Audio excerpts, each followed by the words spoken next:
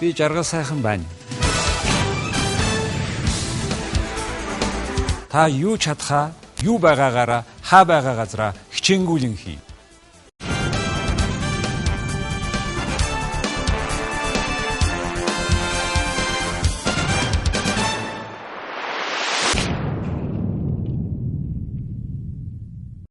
Сайн байцгаана уу хүнд үзэгчдээ. Өнөөдөр манай нэвтрүүлэгт Massachusetts Муж улсын амбан захирагч William Weld оролцож байна. Ноён Уилъям Уэлд 1991-ээс 1997 оны хооронд Америкийн нэгдсэн улсын Massachusetts Мужийн 68 дахь захирагчаар ажиллаж байсан. Бүгд найрамдах намын гишүүн 1981-ээс 1988 оны хооронд Америкийн нэгдсэн улсын хууль зүйн яамд холбооны прокурорын албан тушаал эрхэлж байжээ. 1970 онд Харвардын хуулийн сургуулийг дүүргэсэн Уилъям Уэлд Америкийн нэгдсэн улсын ерөнхийлөгч Жорж Бушийн дахин сонгуулийн кампанид ажил тусалж, өөрийн улс төрийн эртний өрсөлдөгч Джон Керри эсрэг мэтгэлцээнд хэрхий ялах талаар зөвлөгөө өгч байжээ. 2008 онд бүгд найрамдах намын нэр дэвшигч Мит Ромниг дэмжиж сонгуулийн кампанид ажилд нь тусалж байсан байна. So you have seen Nadam. What was the most impressive you during the Nadam? I could watch the wrestlers all day. Wow. All day. Why? I just think it's fascinating. I think you are by nature yourself as a wrestler. Do you run, jog? I run, yes. Every day? I don't wrestle. I run 4 or 5 times a week. Because you look very fit, strong. With the President Clinton, you are the same age? Yes, yes. Okay. We're all the same age. Romney, me, Clinton. Obama is substantially Quite younger. younger. During last presidential election, you have been supporting Mitt Romney. Yes. Then when Senator John McCain took over, and there was a competition between current President Obama and John Kerry, you support suddenly President Obama. I thought Obama was a very exciting candidate. I was closest to Romney. Romney was my successor as governor of Massachusetts. So when he did not win the primary, I thought that Obama would represent a desirable shift. He's a very intelligent man. I thought, frankly, it would be good for the United States if the United States could elect a black man as president of the United States. And this time, I think the winner will be either President Obama or Governor Mitt Romney, who's running again. It'll be one of those two. So that was 3 years ago. And today, still the government is a big deficit, and even at the level that some states do not function now. It's like your time in Massachusetts, but different. The state of Minnesota Shut down. Shut down a few days ago. How do you find the situation, and are you happy with it? Oh, no, I'm not happy at all, because it's a product of the two parties going like this instead of looking together out there at the people to do what has to be done. It's them beating their chest. But you know, it happened in Washington, too, in 1995 between Bill Clinton and Newt Gingrich, the speaker. The similar. Yeah. Well, how do you see the future? Because the largest economy now has such a big budget, and some states don't work, and your Congress do not approve this new deficit. I think people in Washington are getting a sense of how serious this is. Certainly, the Republicans do.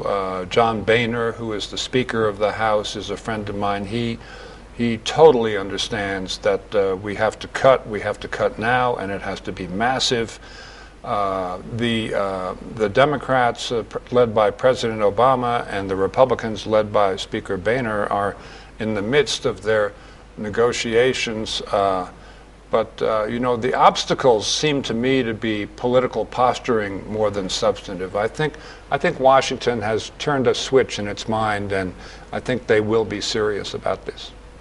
Meaning that they will approve the more budget deficit, or yes, there'll be a bigger deficit. They need to do something in order to raise the debt limit, the debt ceiling, and I think there will be $2 to $4 trillion in cuts in spending.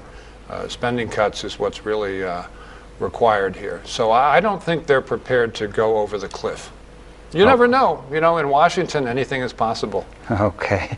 You have succeeded to cut spending of the budget of there, you have substantially decreased unemployment rate in the state of Massachusetts. Oh, that worked out perfectly. I mean, I was very pleased to cut the budget, and we cut it in real dollars too. And it turned out that in a bad economy was just what was required, because it gave business the confidence to make capital investments in their factories, in other businesses. So the unemployment rate went from 10% to 4%. You know, sometimes you have to tighten your belt a little bit in bad times even. So how you have gone through this spending cut, in particular in terms of employment, substantial public employments decreased. Was it difficult, and what was your main mover in that? Well, I fired 8,000 public employees my first day. I thought the number of employees on the payroll was bloated, was too large. And I think it turned out that was right, because I never received a single letter or a single postcard saying, where are those employees? You know, we can't get services. So it was too large. So remarkable. One day, 18,000 employees. 8,000. 8,000. This 8,000 basically in which area? Throughout the state government, but they never returned. So, the function was removed. The position itself removed. I thought they were unnecessary. The functions were not removed. It's just that fewer people did the job. You didn't. Is it one of the reasons why Massachusetts were always supporting more government, more spending, etc.? Well, when I say a state is liberal in politics, one thing I mean is that they usually support more government spending, yes. But not during my years. Liberal and libertarian in America, two different right. understandings. I consider myself a libertarian because I'm conservative on fiscal policy. I believe in a smaller government. And yet, on an issue like immigration, for example, I'm a liberal. I believe in greater ease of immigration, because I think that's the secret of what has made America great. In the United States today, that position is called liberal. I think it's just common sense. I think this is more prevailing political view. When you say libertarian, if there were any book or scientist who was like Friedman, who was really inspiring you? Yes, Friedrich Hayek. Friedrich Hayek wrote a book called The Road to Serfdom. And my favorite is The Constitution of Liberty. Yes. But he was a libertarian, and he influenced me very much in law school. And the von Mises as well, probably. Yes. Okay. Hayek and later Friedman, who got economists who got the Nobel Prizes, were inspiring also Reagan administration. Oh, absolutely. And you know, I consider myself in economics a supply-sider. And you know, my guru when Reagan was president was Arthur Laffer, who was the original supply-sider. Supply-siders believe if you return money to the economy through tax cuts, you help stimulate growth, and you wind up with more money in the Treasury rather than less. Laissez-faire part of the economists. Well, I'm not 100% laissez-faire. I think that government can be a stimulus to segments of the economy, even an inspiration. So I'm content to see some elements of an industrial policy, but not in the tax area. Okay. Road to Serfdom was translated in Mongolian recently, as well as Mark Skousen's book of Making the Modern Economics. And this is a new trend in Mongolia, and I'm part of this part, the people, and I really believe in a small government. What you did in Massachusetts, I wish our government do here, because we keep ballooning now. Well, you know, Thomas Jefferson said, that government is best which governs least. Yes. You have been working on the Daniel Noriega case with Panama. Yes. What happened that year, actually, exactly? He was a favorite of the United States government. This is Manuel Antonio Noriega, because for many years he helped the U.S. to catch narcotics traffickers. But they were just the ones who were his enemies. There were others who were his friends. So essentially, it was a narcotics prosecution. And now, later on, Mexico took over very serious on drug dealer issue, and still they are fighting, and it looks like they are not much winning. What do you think on that? It's an open war down there. It's very troublesome. Bill Clinton nominated me to be ambassador to Mexico in 1997. I never got there, but I've always cared a lot about Mexico because I think their situation could be so much better. And I think what we need to do is focus on transportation and infrastructure to get roads down into the south of Mexico so that the prosperity from NAFTA, the North American Free Trade Agreement, can penetrate to the south. Now the prosperity is almost limited to the maquiladoras and the towns near the border with the U.S. Of course, if you had Juarez. But if you had more prosperity down in states like Oaxaca and Guerrero, you would have less need for illegal immigration to the United States, and you would have far less need for the power of the narcotraficantes, the drug traffickers. Solving these social problems through increasing wealth. That's absolutely what I believe in. It's why I'm a Republican. Someone once asked Edward Heath, who was the Prime Minister of Britain, Mr. Prime Minister, why are you a Tory? Why are you a conservative? Your father was a butcher. And he said, well, I went to Oxford and I could never have my own books. And I saw all these other students having their own books, and I had to go to the library. And I thought, Edward Heath, if I only had a little bit of money, how much happier I would be. So I set my sight on maximizing aggregate national wealth. And that's why he was a Tory, and I agree with him. You have done something very interesting in the state of Massachusetts in terms of Medicare. And this President Clinton wanted to complete that. He was the most closest, I believe, to the change in that program. And now the current administration working on that, still not succeeding. What do you think about the social care system in America? Is it the correct system? Well, the change we made in Massachusetts that was the model for national change was in the welfare system, giving money to people who are not employed and who have dependent children. Like in Mongolia now. Is that right? Yes. I don't know about that, but so I put in a requirement that if you receive welfare, you have to work, and if you have no dependent children. So we'll find you a job. We'll find you a job at a school or somewhere, raking leaves. Yeah, instead of giving cash, work, then you will give, right? Yeah, but you have to work as a condition. Correct. So we put that through. Please advise that to our officials. Well, it was interesting what happened because in the next 12 months after that law was passed, the number of applications for welfare fell by 87%. Almost 90%. Because they were receiving more money in that way? No, because people said, if I have to have a job, I don't want welfare. Of course. It's not worth it. People are very rational. There's an unlimited demand for anything that's free. My predecessor in Massachusetts was Michael Dukakis, the governor. And at one point, he required that before you could receive eyeglasses as part of Medicaid, you had to pay $3 yourself for each pair. Now, a pair of glasses may cost $75, so $3, what we call a copay, is not that much. The demand for eyeglasses fell by 80%. See. People pay attention. Well, at least in America, you have the system called welfare. In Mongolia, this is called political money. They just give it the money because they have promised. The substance is completely scuba.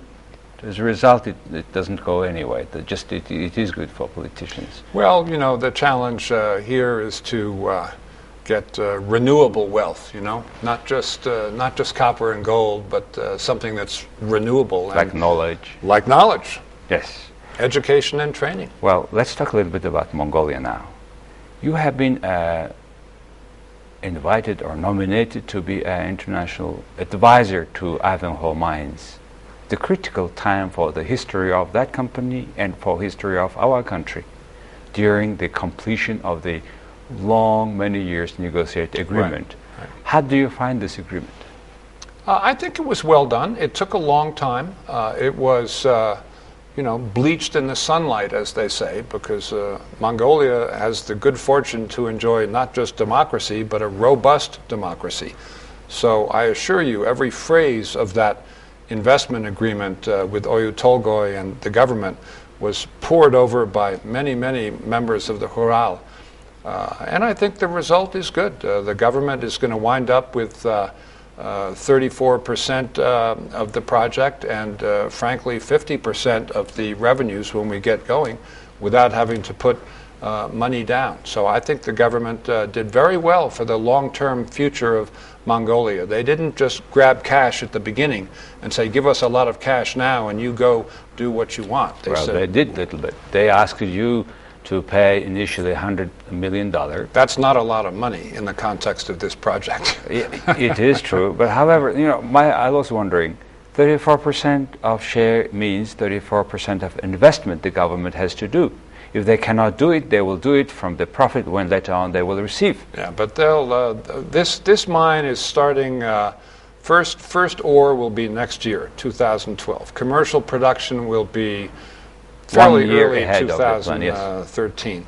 And this mine, when it gets rolling, it's turning out more than 500,000 tons of copper a year, more than 500,000 ounces of gold a year. It gives new meaning to the term cash cow. So I do believe personally there will be enough cash to fund the government share and have the country of Mongolia do very well. And I don't believe this is a 50 or 60 year mine. I think this is a 150-year mine because we have only begun to explore the territory represented by Oyu Tolgoi. But you are not anymore? No, I was affiliated with Oyu Tolgoi as a member of the board of directors June 2009 to December of 10. Okay. But now I'm a private citizen here on vacation. Well, that's so being a part of big negotiations, being one of the most prominent politicians in the United States. How do you see the future of Mongolia? I'm very excited about it. It's one reason my wife and I decided to come here for this entire week. It seems to me, I could be wrong, but it seems to me Mongolia is perfectly poised to become a model for other emerging economies. There's no question that there's vast wealth about to be tapped. I mean, it's not just copper and gold, it is coal, it is oil, it is uranium, and the country is in position. I think the Prime Minister was saying in Jakarta recently at the World Economic Forum, the country could be a big agricultural exporter as well. I believe that's true. I think there has to be a lot of attention to, plants and vegetation and avoiding desertification. Again, the PM has been talking about that. But I think Mongolia can have a tremendous and balanced economy. And as I say, you have the good fortune to have a stable democracy. And that's worth a lot. What are you think, the most important factors we should have always keep constant in this? Well, it's not my position to lecture anybody. I think most economists would say the secret of dealing with mineral wealth is to smooth it out, make sure that you diversify jobs into downstream industries such as processing. You want the jobs in the mine, and Oyu Tolgoi has promised that 90% of the employment will be Mongolians. But you don't want only the jobs in the mine. You want light industry, you want processing, you want smelters, you want to take advantage of the value chain in industry and add value along the way and try to capture that within Mongolia. You have recently met at the World Economic Forum with President Clinton, or? I met President Clinton at a meeting of former world leaders in Quebec a few weeks ago. Yeah. Quebec. This economy now is trying to make its best, and I think you are right. We believe that with this mineral wealth, we deserve, if we work hard, we deserve good life. Right. So, and your view and your contribution, your thoughts in this regard is very much welcome. And I enjoyed our conversation. Thank you so much. Welcome to Mongolia again, you and your wife, Leslie. Great to be here. And come back again. We will be here soon. There will be next year another big wrestling. Come over, look at it. We'll be here before that. Thank you very much. Okay, thanks.